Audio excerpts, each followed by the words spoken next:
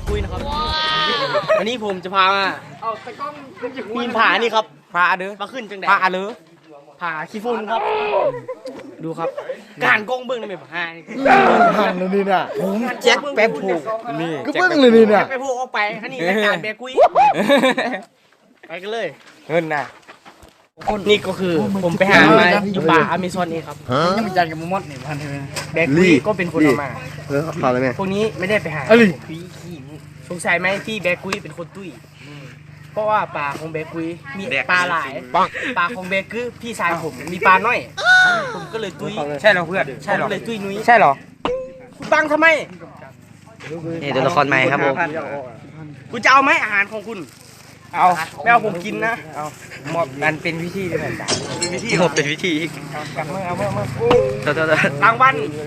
แชมป์ที่ 1โอ้ thank you ไปกันเลยนี่ก็คือรถของผมเองนะผมมาเป็นแบบนี้ไว้แห้งเลยหมดผมเอามาฝากเขาไว้ลุงลงมาลุงตอนผมกลับผมจะเอาไปด้วยเจ้ายังหูได้ประกันขี่ขึ้นมารถของผมเองคุณไม่ต้องสงสัยมันไม่ควรเลยนะที่ FC จะนำหน้าผมธรรมดาแบกุยต้องเป็นคนนำหน้า FC มันจะ FC นะครับ FC พวกเราเป็นให้แบกุยนำหน้าสิแบกุยเหนื่อยนะผมจะลมกับมนุษย์ต่างดาวให้ดูเองผมมีบุญแบบคือทอมฮัสซันผมฟังเขาเข้าใจด้วยคือบอกคือทอมฮัสซันอยู่กองคือโจลี่คือบอกไอ้น้ำหลังนี่คือทอมฮัสซันเขาพูดว่าผมหล่อมากผมฟังเขาเว้าเมื่อกี้เขาพูดว่าสบายดีตอนนี้เราก็ฮอดแล้วนะนี่ก็เป็นผาทุ่งนาอุปสามารถไปผมอายเขา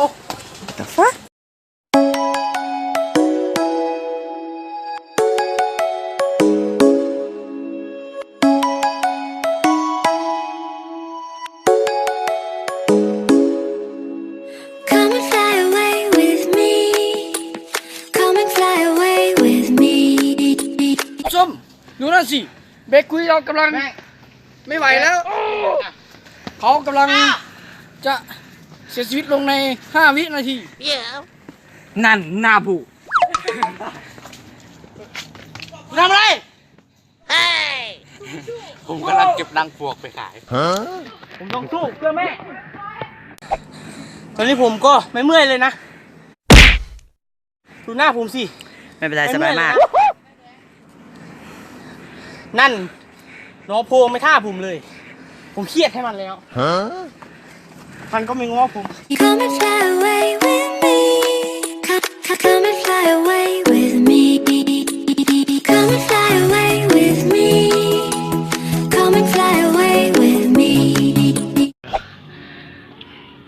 ดูนี่สิครับนี่คืออะไรนี่มันคือวันแบกใช่ไหมเราบอกว่าเราจะเจอฝรั่งเซ็กซี่บุญรุนนะเซ็กซี่มากเลยเธอไปยืนนั้นคนเดียวจะไม่เหงาหรอคุณแบกหมด3 ซองหรอ3 กล่องเลยเหรอไปที่ไหนนั่นบางผู้สวรรค์นาผู้หน้าผู้จินที่ไหนเจ้าครับการลงเขาครั้งนี้ขึ้นเหี้ยมันเป็นประจำแล้วไปขึ้นมาตลอดพอตัวที่เขาไปเป็นมริงกองถ้าขึ้นจะได้10 แพ็คนะได้หรอเพื่อนผมก็มาหาปลาอยู่เทิงภูเขา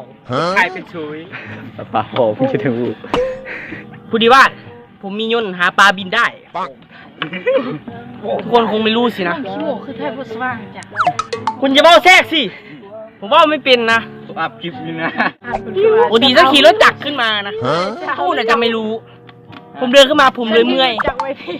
ภูเขานี่รถจักรฉันเอาไว้เทิงนั่นอย่าไปเบิ่งสิตากล้องผมจะไม่เห็นสินะเพราะพวกคุณตาไม่มีแววผมเอามายิงนกผมเอามาขี่ชมวิวตามอากาศผมดีว่าพ่อผมก็ไม่ได้รวยนะแต่บัณฑิตเป็นนะครับ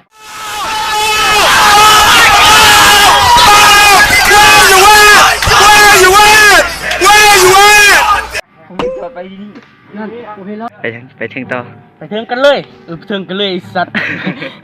ไปดูตอนต่อไป Come and fly away with me.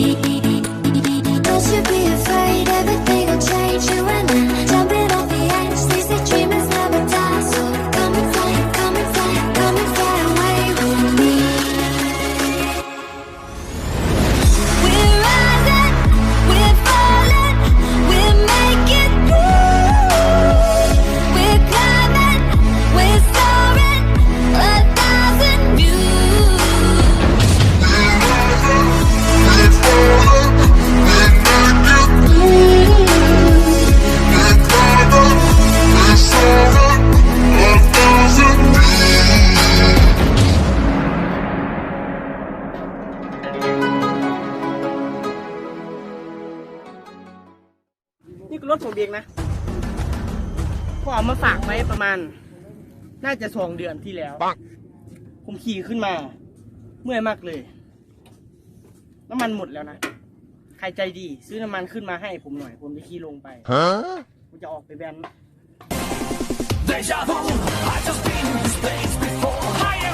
แนมอย่างจะพูดว่าคอยฮอน ถ้าไม่กี่พายฟุตทีดอ่ะอีกก้อนตอนนี้ผมก็ขึ้นมาเป็นที่เรียบร้อยนั่นนะพ่อเจ้ามาทำอะไร ข้ามากินแซนด์วิช แซนด์วิชข้าจะลงไปแล้วนะ ขึ้นมา2 วินาทีก็ลงไป เพราะว่าข้าไม่ได้ขึ้นมาชมวิวข้าก็ขึ้นมาชมสาวที่นี่เลยตอนนี้แบกกุ้ยก็มาฮอดไปนที่เรียบร้อยเนาะครับ FC ทั้งหลายของแบกกุ้ยกับส่งนั่นนะผู้แบกกุ้ยก็ขอปิดคลิปไปเพียงเท่านี้เนาะ